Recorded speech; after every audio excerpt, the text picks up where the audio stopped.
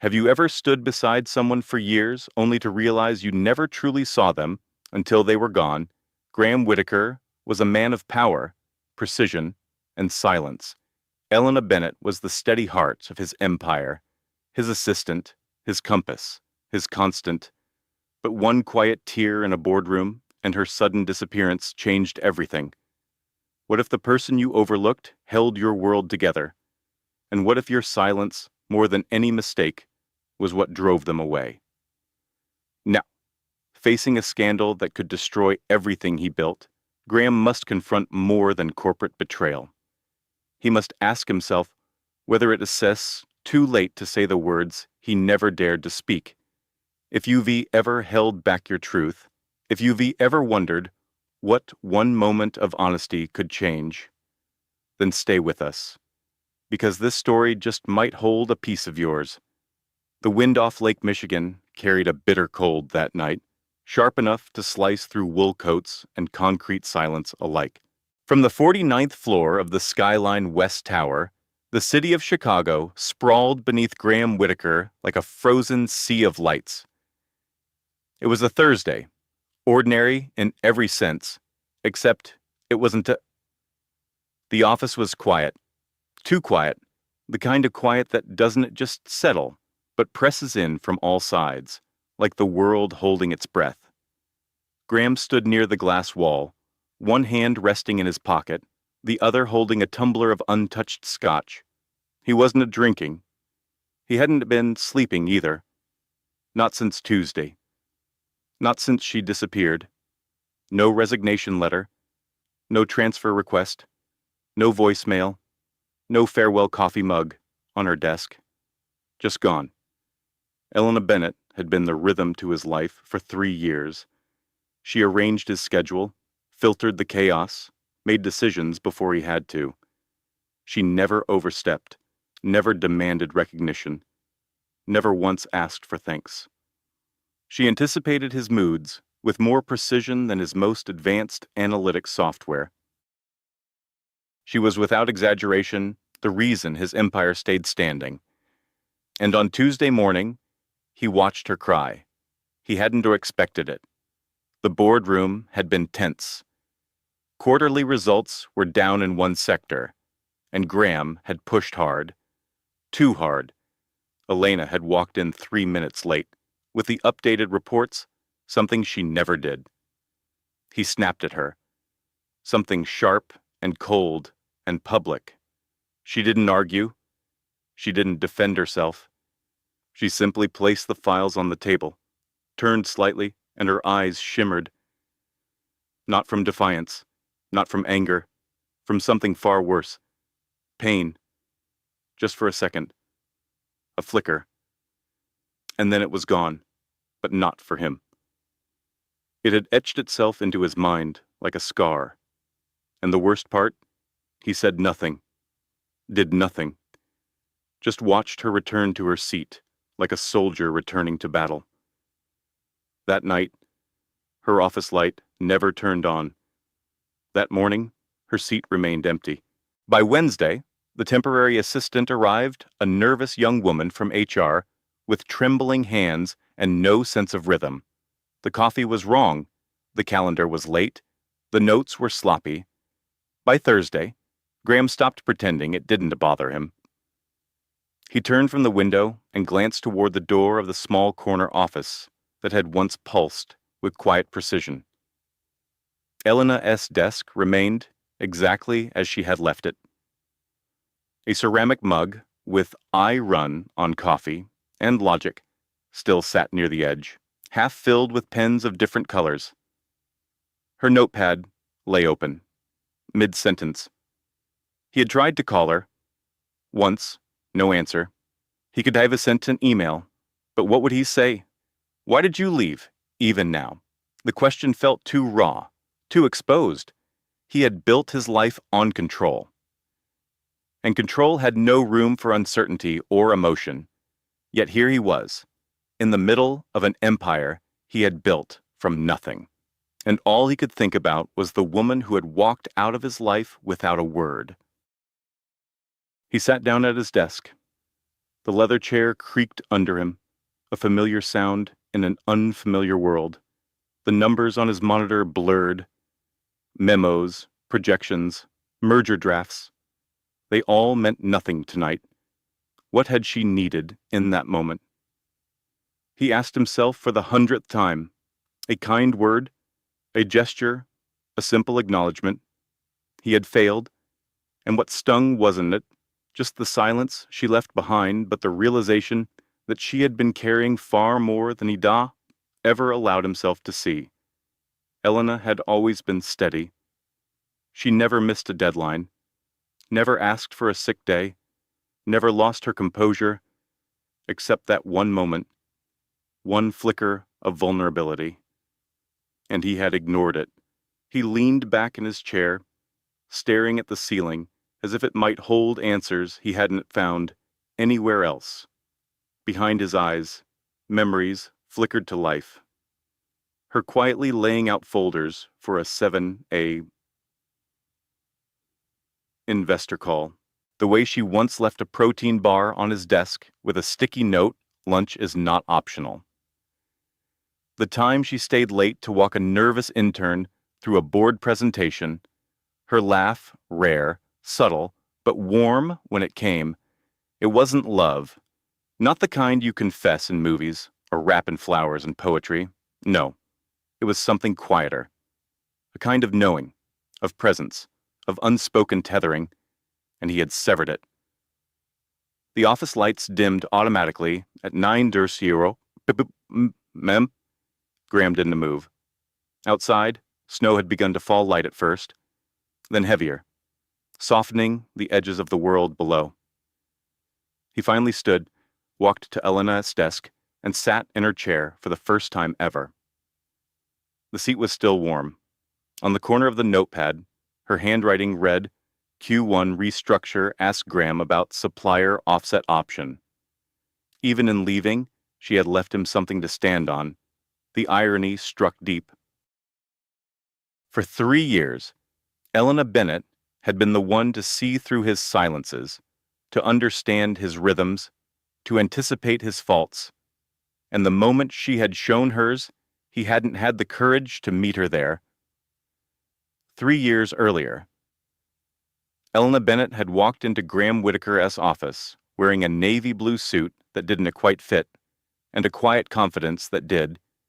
She hadn't brought a ROI sum on glossy paper or a list of glowing references. What she had brought was clarity. When Geraldine Reese, head of Whitaker Holdings Board of Directors, had recommended her for the executive assistant position, Graham hadn't expected much. He rarely needed people, and when he did, they usually disappointed him. But Elena had stepped into his office that Monday morning, looked him squarely in the eye, and said, "I'm not here to decorate a desk. I am here to keep your world from falling apart. If you want someone to smile politely, I am not the one. If you want someone who thinks 3 steps ahead, who sees what you don't say, and does what you forget to ask for, then I'll stay." He hadn't said much in return, just nodded, and from that moment on, she never left his side. They weren't friends, not in the way people use that word. They never grabbed lunch or shared stories about childhood. Elena never asked about Graham's past, and he never asked why she always left the office by exactly 7:15 p.m. no matter what crisis was unfolding, but something passed between them in the spaces where words didn't live. She was never flashy, never loud. She wore tailored blouses, sensible shoes, and pulled her hair into the same low bun every day. But she knew how to command silence. She didn't need to interrupt to steer a room. A raised eyebrow from Elena had shut down more poor ideas than Graham's direct orders ever had. And when it came to him, she noticed the smallest things. If he rubbed his temples twice before noon, she rescheduled the afternoon meetings. If he stared too long at the stock ticker, she slid a warm cup of black coffee extra strong onto his desk without a word. If he closed his laptop with too much force, she quietly reminded him about breathing exercises, not in a maternal way. In a matter of fact, I know you won, T do this, unless someone makes you weigh. She wasn't afraid of him. That mattered more than he liked to admit. Most people tiptoed around Graham Whitaker, afraid to disappoint or challenge him. Elena didn't. Once, in the middle of a heated strategy session, he'd shot down a proposal with a single cold sentence. The junior analyst had gone pale. Elena had leaned over and said softly, "That is fine. But maybe next time you could leave the freezing to the Chicago wind." He blinked, then almost smiled. Almost. She wasn't trying to soften him. She was just human, and he had gotten used to that. The first time he realized how much she was holding together was the day his father died. Graham had been estranged from the man for years, a fracture left unhealed by pride and old pain. When the hospital called, Graham didn't react. He'd hung up, poured himself a glass of water, and returned to reviewing merger projections. That afternoon, Elena canceled the rest of his meetings, sent his driver away, and walked into his office, holding a mug of tea. "Chamomile," she said, placing it in front of him. "I figured you wouldn't know where the packets were." He hadn't thanked her. He couldn't.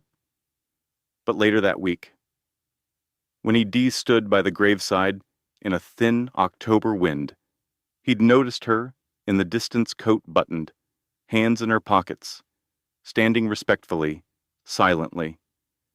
She hadn't come as an employee. She'd come because someone had to be there, and that was Elena. In every season, in every storm, she made the impossible manageable. When legal documents piled up, she sifted and flagged only what mattered.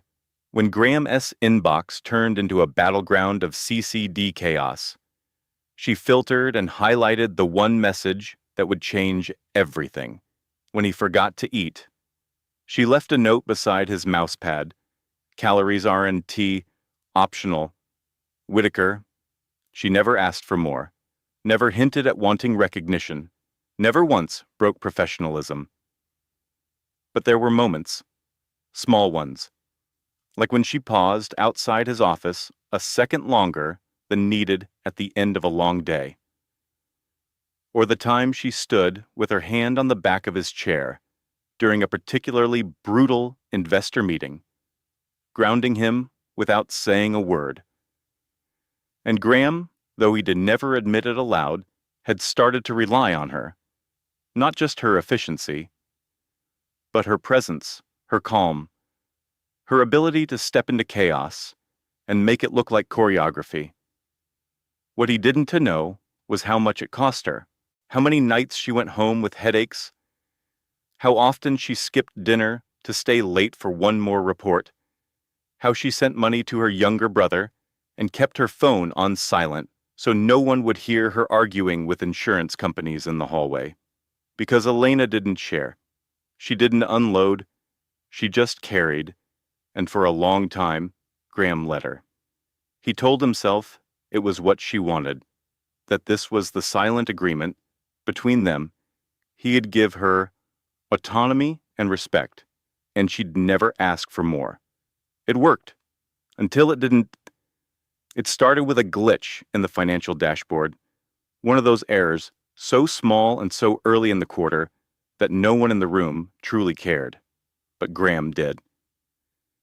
The executive boardroom on the 49th floor was quiet, save for the low hum of the overhead lighting and the slow, deliberate flipping of reports. A gray morning fog pressed against the wide windows, blurring the skyline of Chicago. Graham stood at the head of the table, arms crossed, his voice clipped and precise as he pointed out discrepancies in projected versus actual numbers.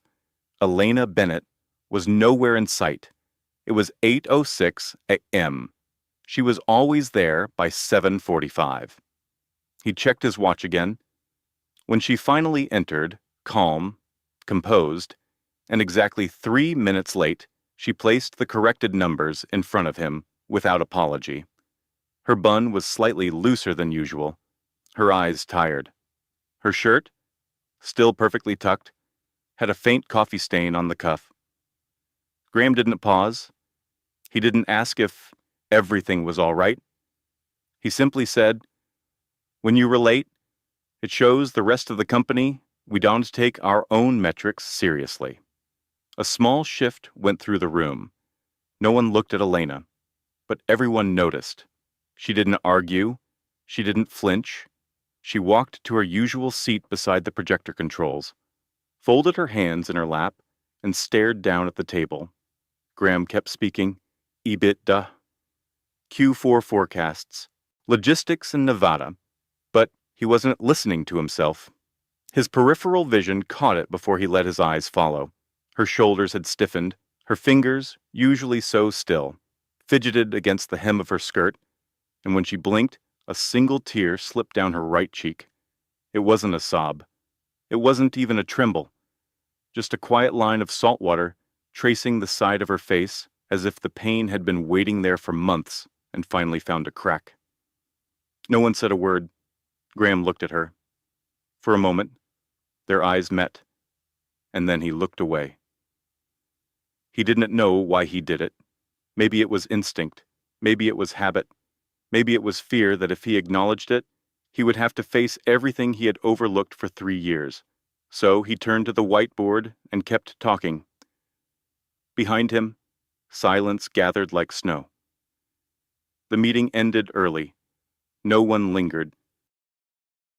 Even Geraldine Reese, usually one for post-analysis and corridor politics, simply gave Graham a long, unreadable look and walked out. Elena stood slowly. Her papers were still in neat stacks, but she didn't collect them. She left the room with her hands empty. He heard her heels on the marble floor, steady, unhurried. That afternoon, her office door remained shut. By 5:15, when she was usually packing up her laptop and leaving instructions for the night staff, the lights in her corner were off. At 6:00, Graham walked past her desk, paused, and looked at her chair. Empty. He went home. He didn't call. And he told himself she just needed space. But something inside him knew, deep, cold, undeniable, that something had shifted. Friday came. No Elena. The temp assistant arrived, confused and overly eager. She asked for a login code. She asked where the archived tax records were. She asked which coffee Graham preferred. He didn't answer. He just stared out the window as the snow began to fall. That night, when the office had emptied and the halls echoed with the soft hum of heating vents, Graham found himself standing in the center of the boardroom. Lights dimmed, the long table still marked with fingerprints and water rings from 2 days earlier. He replayed the moment in his mind again and again. The tear, the look, the silence. He should have said something, anything. He could have asked, "Are you all right?" He could have walked out after her. He could have apologized. But he didn't, because Graham Whitaker, for all his control, didn't know what to do with someone else. It's pain, especially when it stared him in the face and asked nothing in return. He walked back to his office, opened his laptop, and tried to work. Nothing stuck. He pulled out the quarterly forecast again, reread her margin notes in the sidebar, neat, analytical, specific. There was a tiny smiley face next to a corrected vendor code. Just once. He'd never noticed it before. At 9:30 po. He finally left. His building echoed with silence, his penthouse darker than usual. He poured a drink, didn't sip it. The glass sat on the windowsill, ice melting slowly in the quiet. By Saturday morning, The snow had hardened on the sidewalks. Salt trucks moved sluggishly through the avenues, and the world seemed duller, like someone had turned down the contrast. Still no word from Elena, no out-of-office message, no calls, no return. By Monday, Graham asked HR to verify her contact information. It was still accurate. Her voicemail still worked. Her apartment was still listed under the same address. But she was gone. And somehow, despite having survived far bigger losses, more ruthless betrayals, and entire boardrooms full of liars, this quiet vanishing felt like the most unbearable defeat of his life. Because Graham Whitaker could handle failure. He just didn't know what to do when someone who mattered simply stopped showing up. Monday morning came, dressed in gray skies and wind that whistled between the buildings, like an old song no one remembered the words to. Graham Whitaker arrived at the Skyline West Tower at exactly 7:05, as he always did, his steps steady, measured, predictable like the rest of his life had always been, except now, nothing felt predictable anymore. Elena Bennett's desk was still unoccupied. He had half expected no, half hoped that she would be there, that she would appear from the elevator like she always did, coffee in one hand, tablet in the other, already ready to brief him before he even sat down. That somehow, the past few days would dissolve into a quiet misunderstanding, a momentary lapse in rhythm, nothing more than a skipped beat in their usually seamless routine. But she wasn't there. Instead, the temp assistant, whose name he still couldn't recall, sat awkwardly behind the desk, nervously tapping at her keyboard, glancing up each time he passed, like a student waiting for her test results. Her presence grated on him, not because she was incompetent, but because she wasn't Elena. She didn't know which calls to ignore, which meetings to delay, which board member needed a compliment before delivering bad news. She asked too many questions. She wrote too many notes. She tried too hard to be visible. Elena had never tried to be anything but essential. By 8:00, the conference room was prepared for the monthly strategic review. The chairs were aligned, the coffee warm, the agendas printed. But everything felt off, like the temperature had dropped just a little too low, like the walls were listening. Graham took his seat at the head of the table, staring at the untouched agenda in front of him. His team filed in, offering clipped greetings and practiced smiles. Geraldine Reese arrived last, as always. With her signature silk scarf and quiet command of the room, her eyes met Graham's briefly. He saw the question there, still no Elena. He gave no answer. The meeting started. He barely spoke. The numbers on the projection screen danced in front of him, but he saw none of them. His thoughts flickered over missed emails, empty elevators, the scent of Elena's vanilla-scented hand cream that still lingered faintly in the hallway. At 10:17, the temp brought in his coffee, wrong again. No sugar, no heat. He didn't touch it. When the meeting finally ended, Graham remained seated as the room emptied. He let the silence settle again. Deeper now, more permanent. Back in his office, the windows looked out over a city that kept moving, kept building, kept rushing forward, with or without him. His phone buzzed with a calendar alert. Weekly check-in with Elena, 11:30 a.m. He stared at it until it disappeared. At noon, he opened the file of quarterly projections, but the numbers blurred into meaningless strings. The logic that had always been his anchor suddenly felt hollow. He shut the folder, leaned back in his chair, and closed his eyes. There had been times over the last 3 years when he had imagined what would happen if she ever left. He had assumed there would be warning, a conversation, an exit plan, an opportunity to prepare. But this quiet, final absence. It was like someone had flipped a switch, and the world no longer responded to his voice.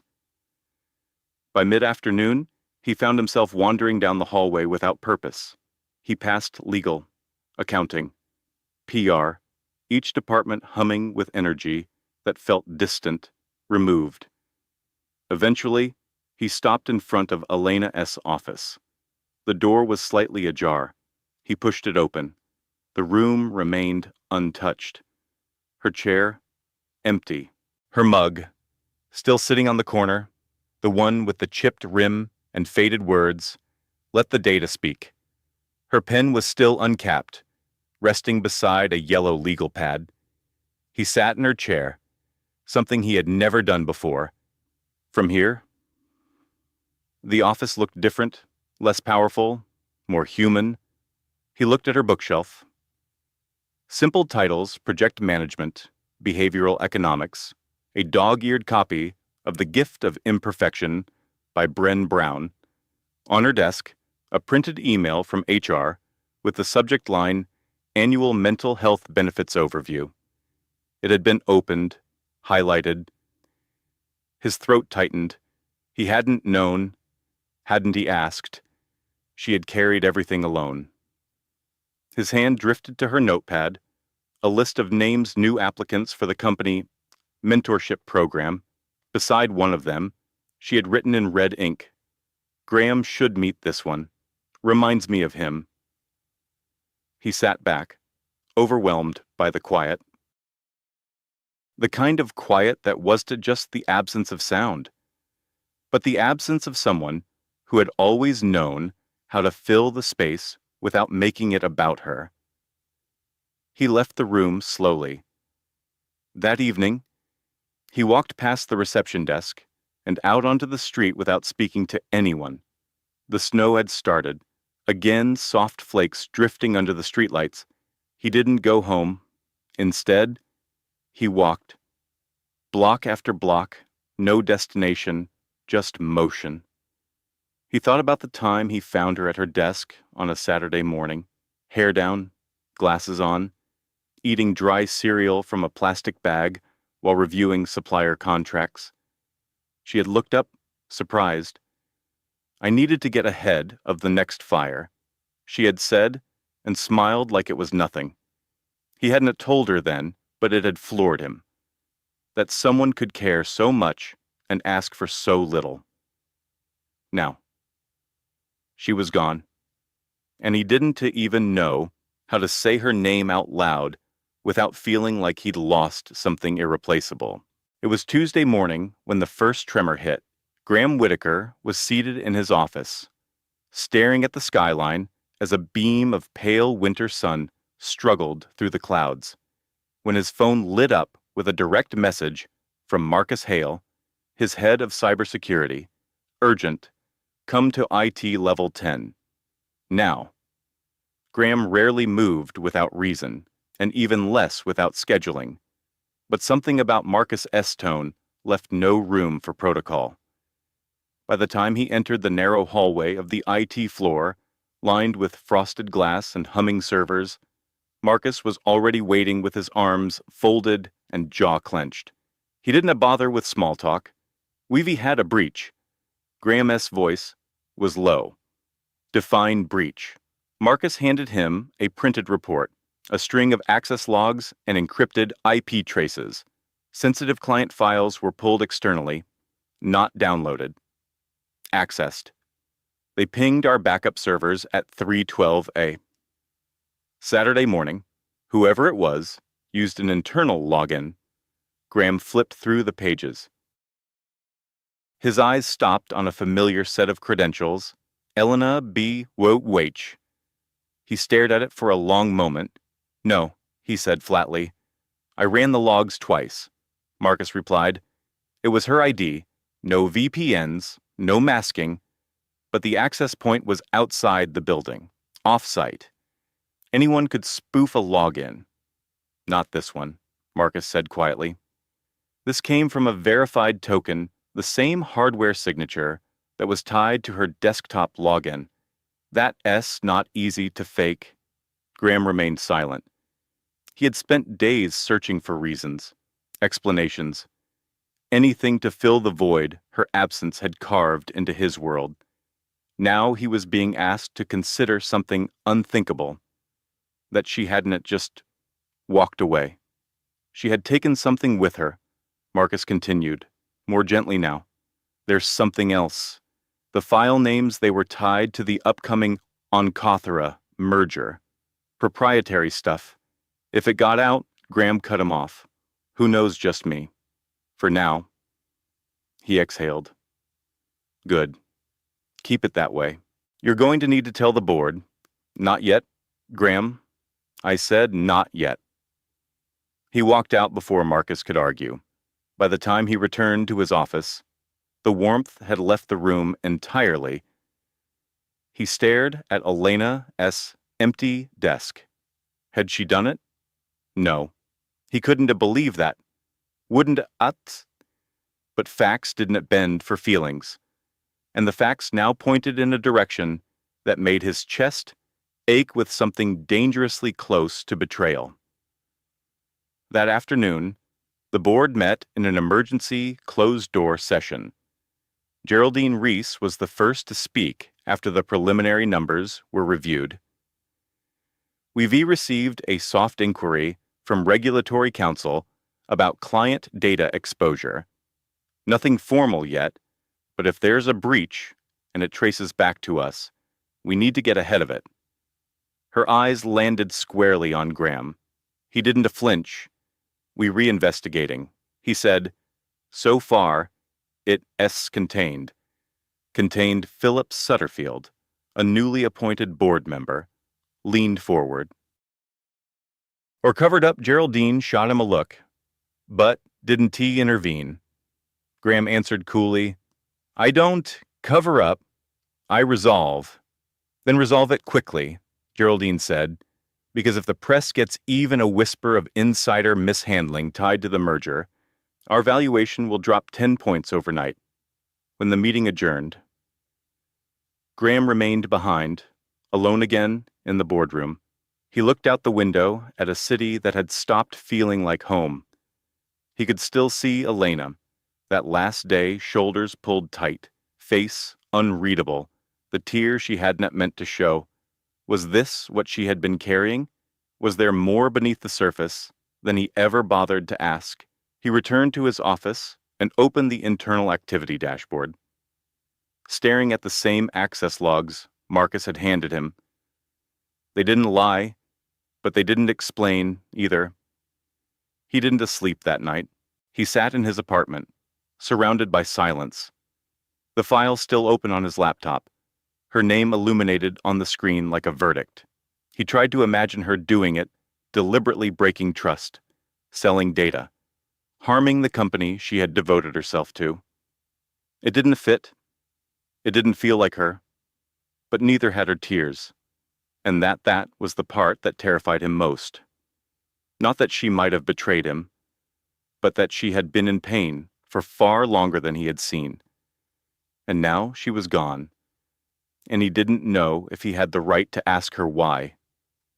By Wednesday afternoon, the edges of Graham Whitaker's world had begun to blur, not with chaos, but with questions that had no place in balance sheets or boardrooms. He had always prided himself on his capacity to remain still when others panicked, to reason when others reacted. But nothing about this felt rational. Nothing about Elena Bennett had ever seemed fragile until she was gone. And now, the silence was louder than any accusation. After the board meeting, after Marcus's reluctant updates, after rereading the access logs for the 5th time with no new clarity, Graham found himself in his private car without direction. He told his driver to head toward the lake, but stopped him halfway. Take me to St. Joseph's, he said. The driver didn't ask why. Few people ever did. St. Joseph S. Medical Center was a modest hospital on the north side of Chicago, clean, efficient, unremarkable.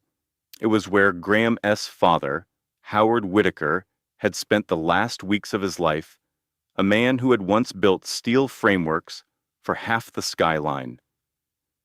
Howard had died quietly in a dim room overlooking the alley behind the building.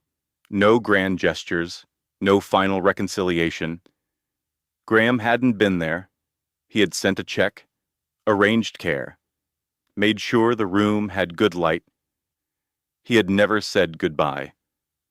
The guilt had dulled over the years into something hard and fixed, like scar tissue. But today, it pulsed again. He stepped inside the lobby. The scent of disinfectant and warm cafeteria food, familiar in an oddly comforting way. A nurse at the desk glanced up. "Can I help you?" "Sir, I am looking for someone who might remember my father," he said. "Howard Whitaker. He passed a few years ago. Room 508, I think." The nurse hesitated, then turned to a woman down the hallway. "Ellen. You worked 5 East around that time, right?" The woman she called Ellen was in her early 50s, with kind eyes and a clipboard under her arm. She walked toward him with polite curiosity. "I remember Mr. Whitaker," she said. "Didn't talk much, but always nodded when I brought his meals. Tall, kept the window blinds open. You must be his son." "I am," Graham replied. "Graham." Ellen nodded, then tilted her head. "You know, he had a visitor. Pretty regular one." Graham froze. "A visitor. Mm-hmm. Young woman. Neat. Quiet. Always came after visiting hours were over. I think she talked the front desk into letting her sit with him. Said she worked for his son." For a moment, Graham couldn't find his voice. What did she look like? Dark blonde hair. Wore flats. Always carried a tablet and some file folders. Said her name was Elena, I think. He felt something inside him falter, like a fault line shifting under the surface. "She came every week," Ellen added. "Sat beside him, read to him sometimes. Talked about the office. Said you were too stubborn to come, but still cared." Graham stared at her. "She never told me she went there." Ellen smiled gently. "Didn't seem like she wanted credit. Just seemed like she didn't want him to be alone." He left the hospital without saying much more, each step heavier than the last. The Chicago wind cut through his coat as he crossed the parking lot. But he didn't feel it. His father had died alone, or so he thought. But someone had been there. Elena had been there, not because he asked, not because it was in her job description, not for recognition or praise.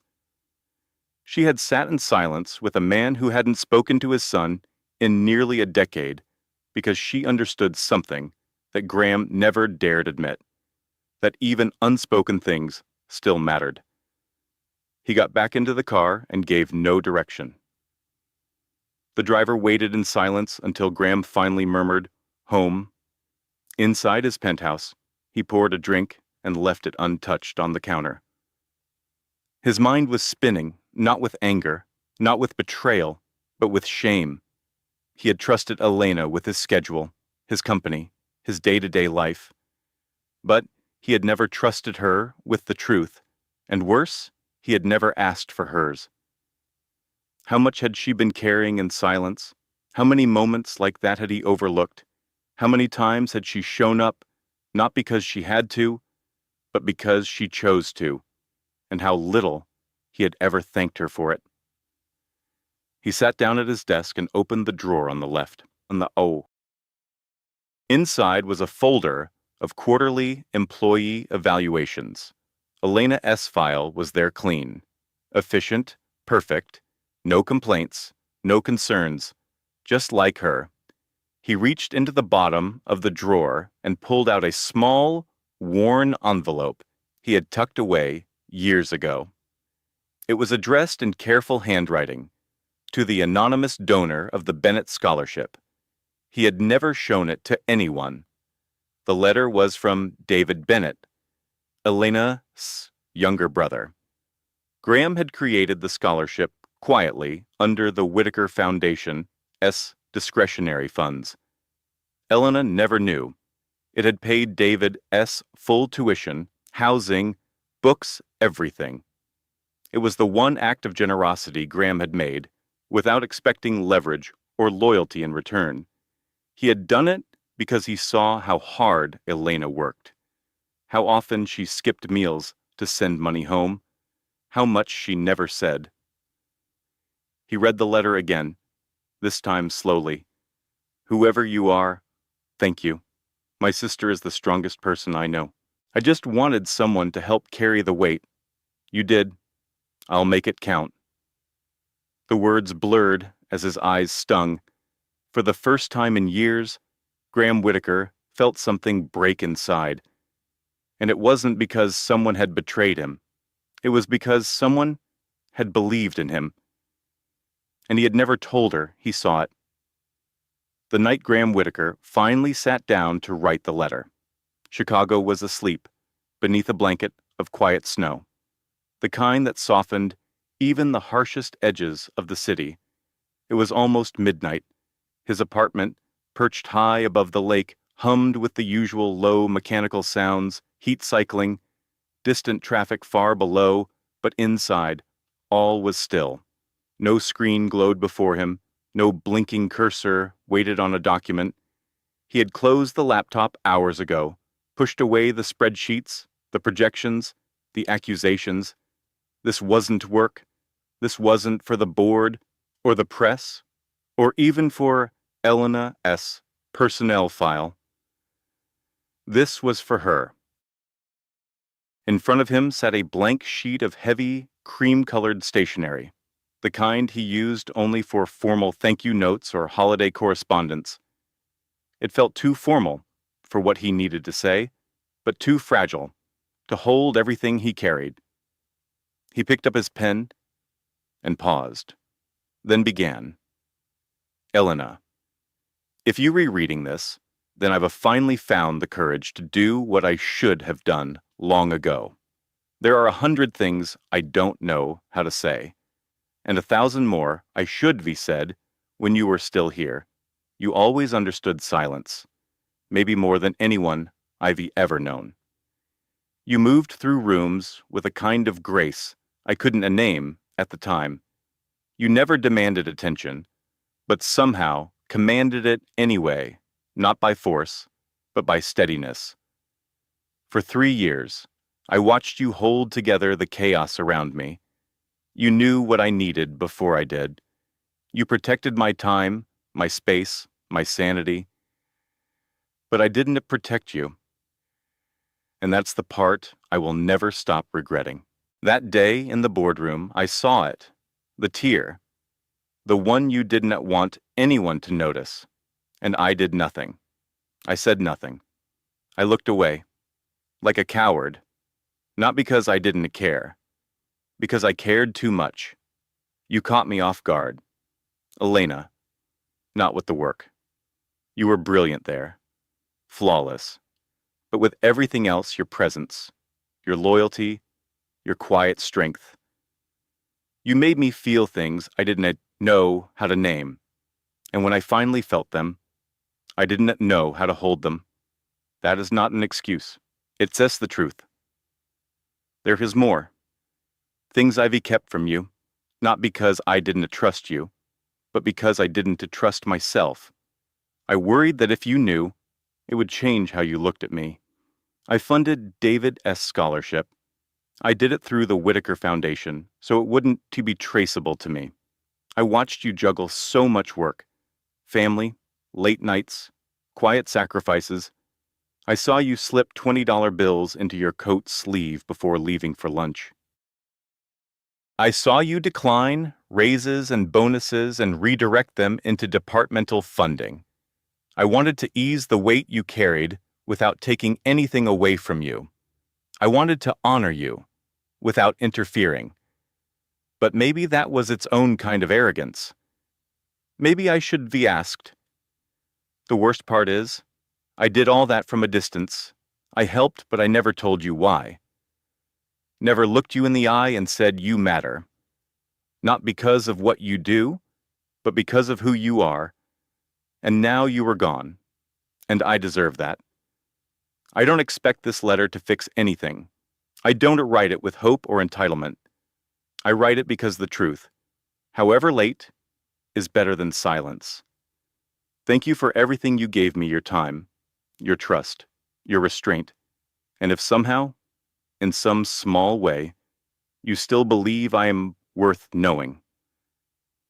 I'd like the chance to start again.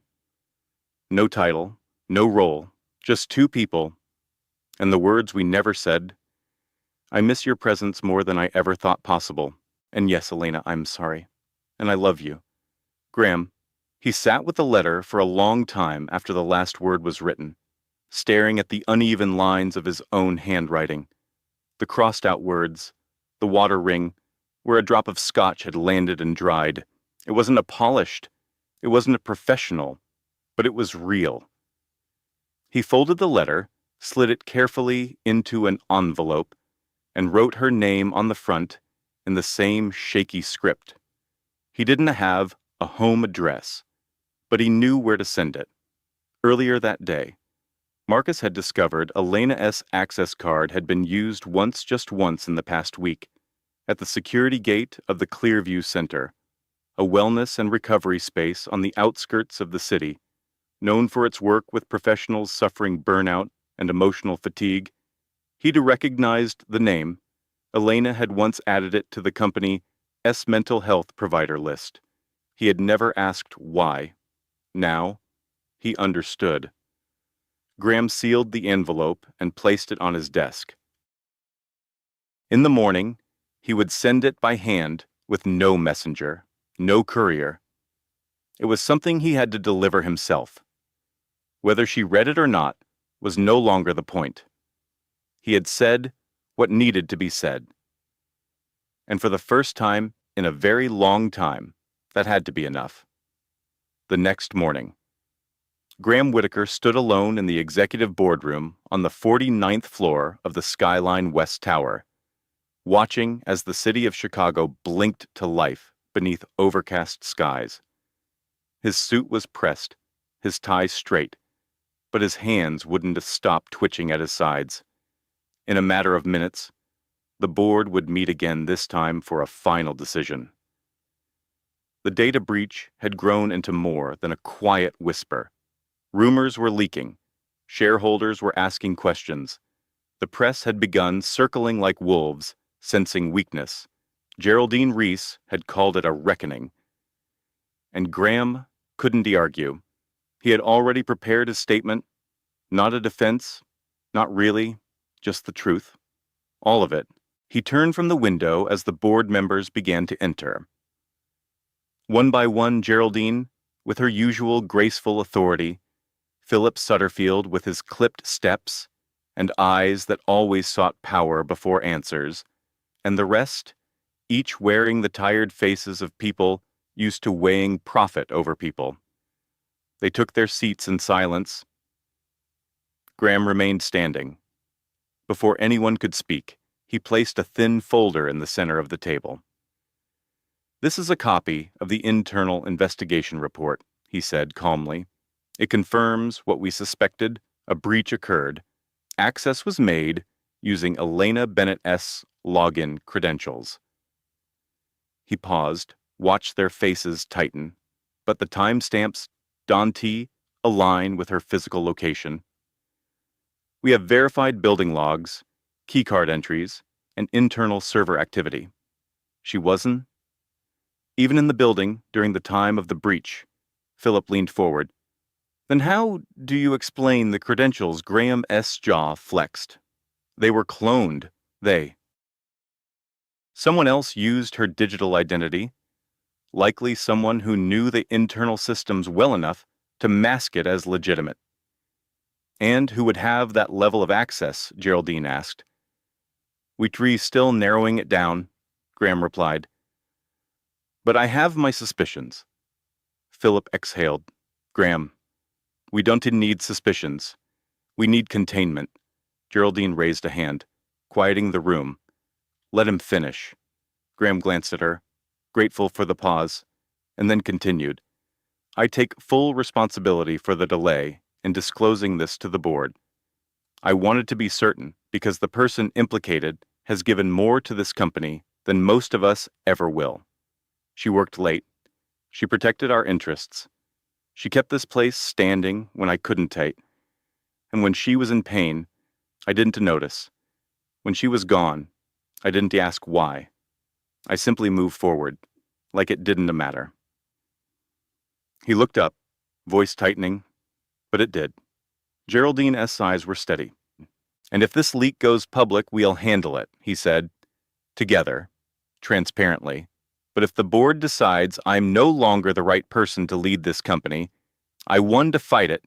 Just know this firing me, won to fix what made this possible. Distrust did, disconnection did, and I was part of that problem. Silence settled around the table, thick and thoughtful. It was then that the boardroom door opened. Everyone turned, and there, framed by the glass and polished steel, stood Elena Bennett. She didn't look like herself, not exactly.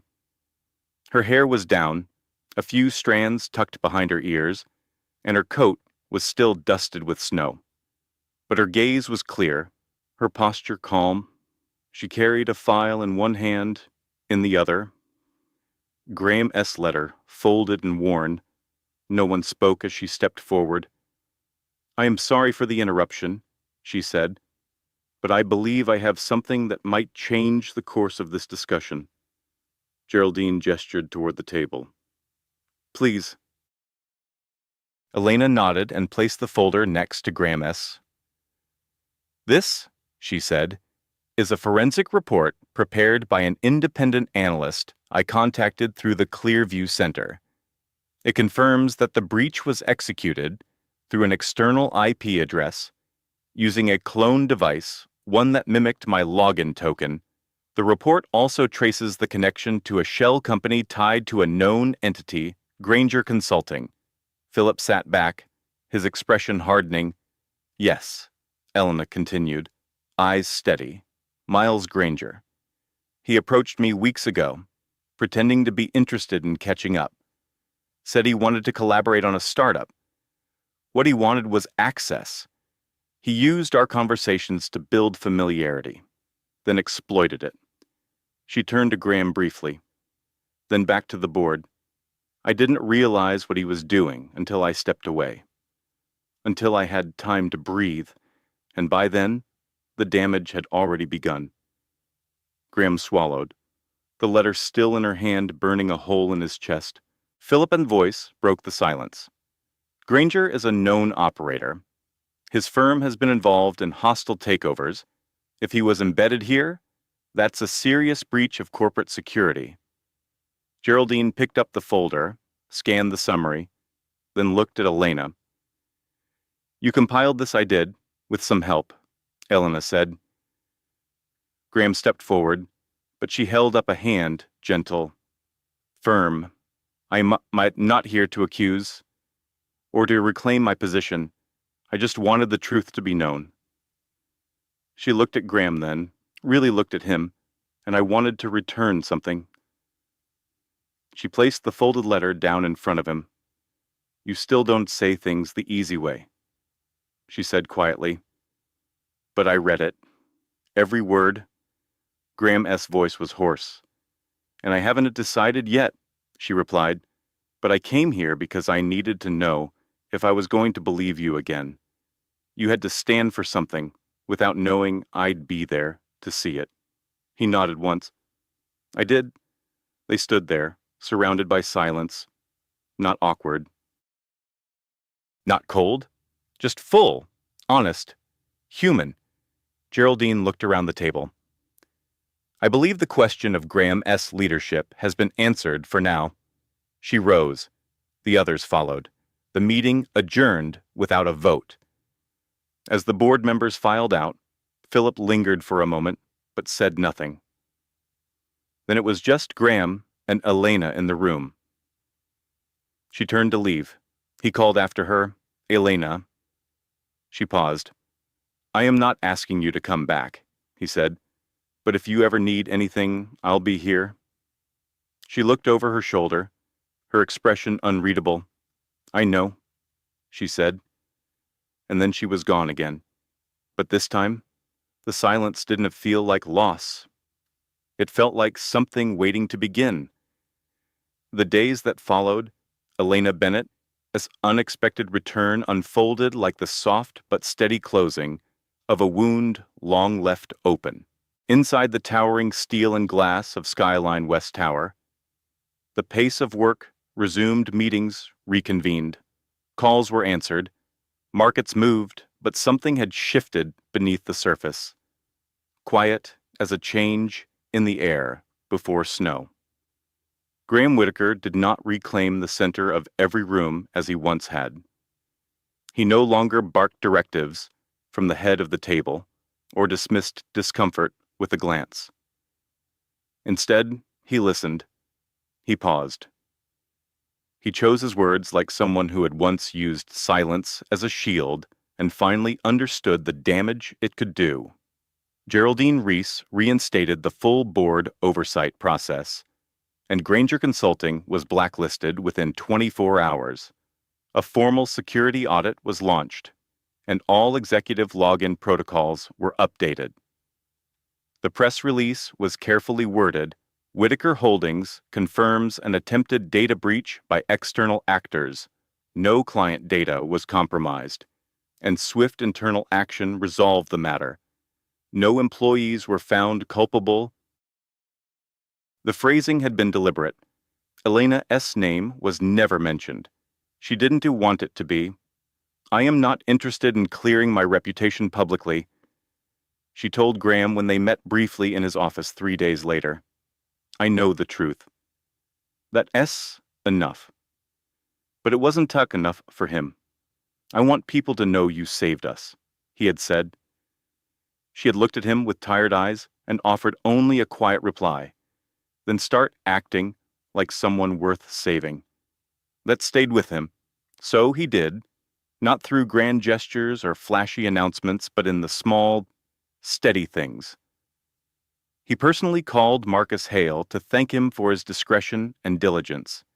He publicly commended the IT team and requested they be awarded internal bonuses, not through HR, but directly by name. He asked the communications department to implement a transparency initiative for all major decisions, and most surprisingly of all, he showed up to a Monday morning mentorship breakfast at 7:30 a.m. and stayed for the full hour, listening to interns pitch ideas about corporate ethics. No one recognized this Graham, but they liked him. Meanwhile, Elena did not return to her position. Her desk remained untouched, her chair unoccupied. A new assistant was hired, competent, polite, efficient, but Graham barely interacted with her. He had learned that proximity did not equal presence, and routine could not replace trust.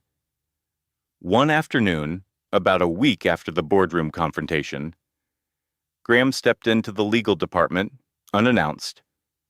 Thomas Blake, general counsel, looked up from his desk with surprise. "Didn't expect to see you down here. I need a full report on every file Elena accessed in her final 3 months."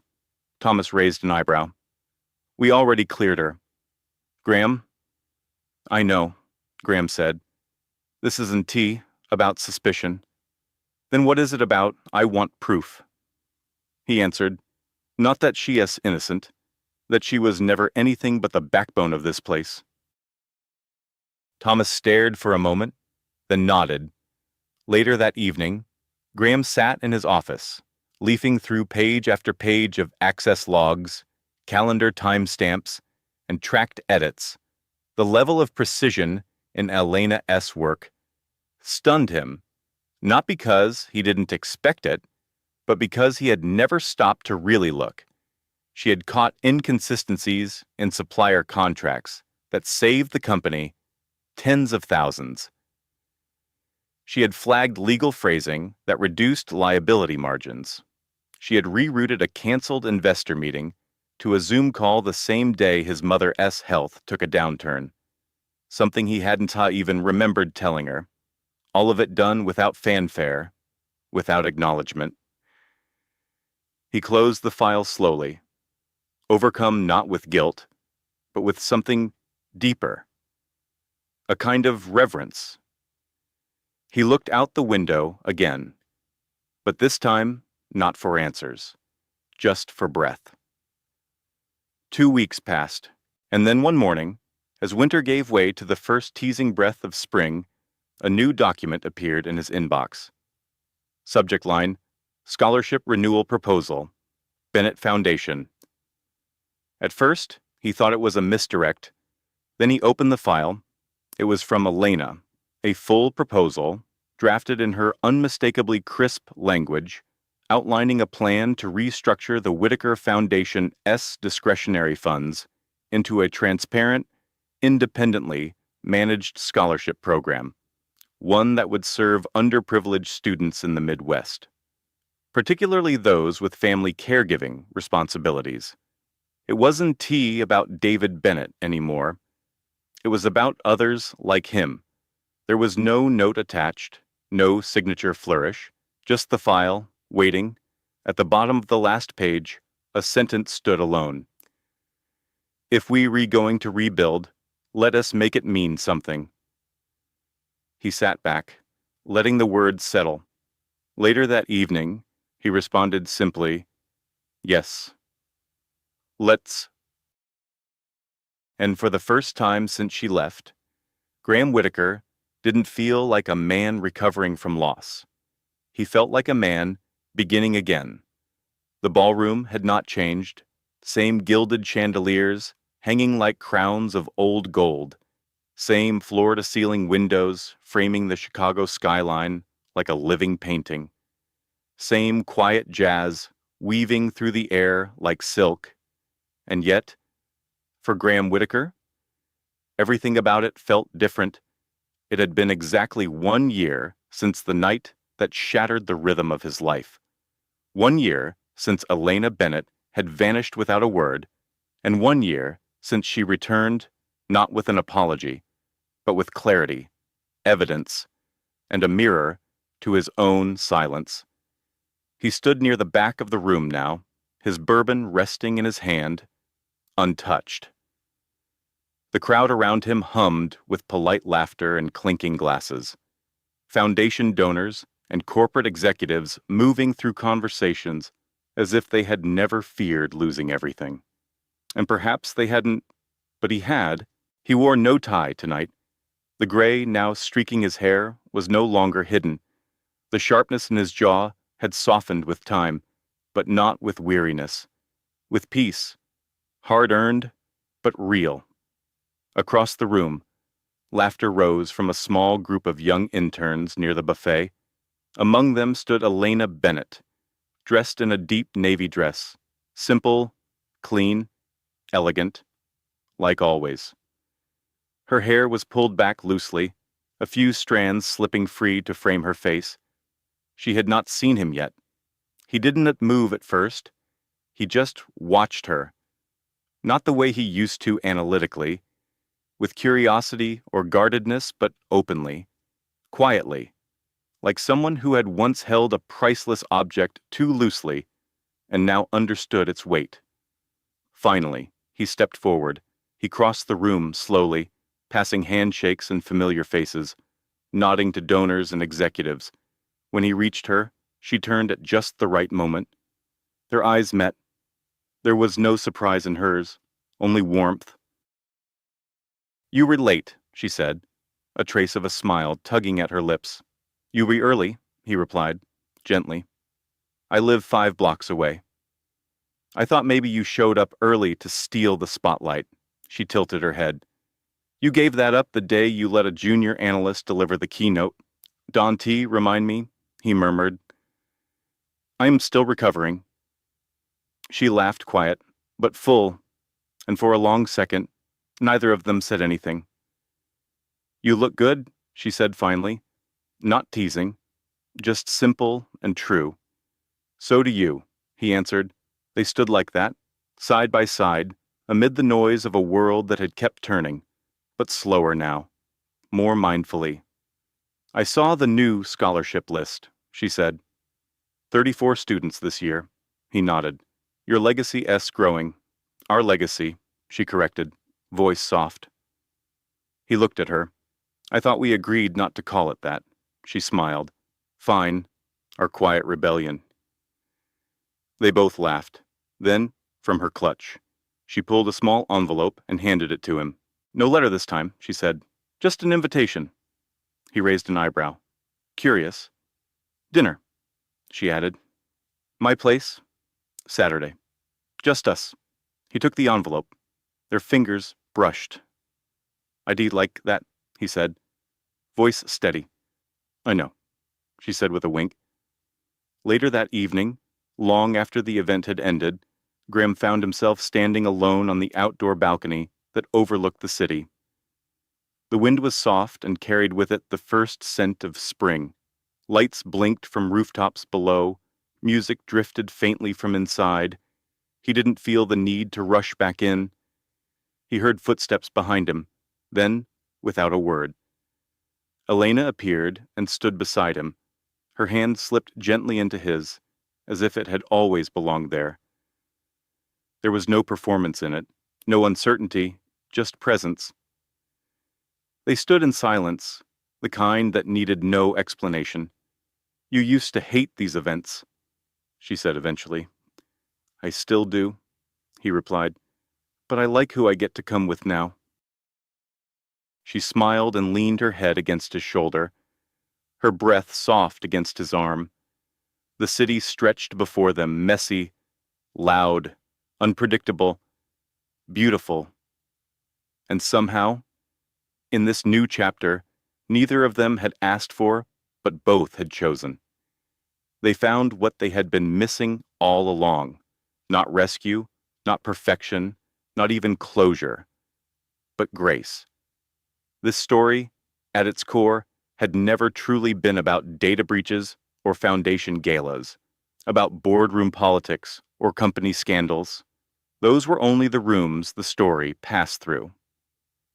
At its heart, this was a story about the cost of silence, about what happens when we love quietly but forget to speak, about the people who show up again and again and what it means when they finally stop. Graham Whitaker had learned, through pain and delay, that actions matter, but so do words. And Elena Bennett had discovered that you can give everything to someone, but sometimes the most powerful thing you can give yourself is permission to leave. And then, if the time is right, permission to return, not because you were asked, but because someone finally had the courage to say, "I see you, you matter, please, stay." There comes a time in life when we stop chasing noise and start listening to what was never said. This story reminds us that silence, though sometimes necessary, can also be a wall, especially between people who care for each other deeply, but don't know how to show it. Graham and Elena's journey isn't just about loss or misunderstanding. It is about the quiet cost of withholding words and the courage it takes to say them before it's too late. For those of us who have spent decades building, protecting, sacrificing it, it's easy to believe that love should be understood without being spoken. That presence is enough. But the truth is, sometimes the people beside us need to hear, clearly and without hesitation, "You matter. I see you. Thank you." This story invites us to reflect not only on the relationships we've lost, but the ones we can still mend. It teaches us that healing doesn't always come from grand gestures, but often from a single, honest moment. And it reminds us it is never too late to reach across the silence and choose love. Again, thank you for spending your time with this story. If it touched something in your heart or reminded you of someone you've known, please consider giving it a like, sharing it with someone who might need it, and subscribing to our channel.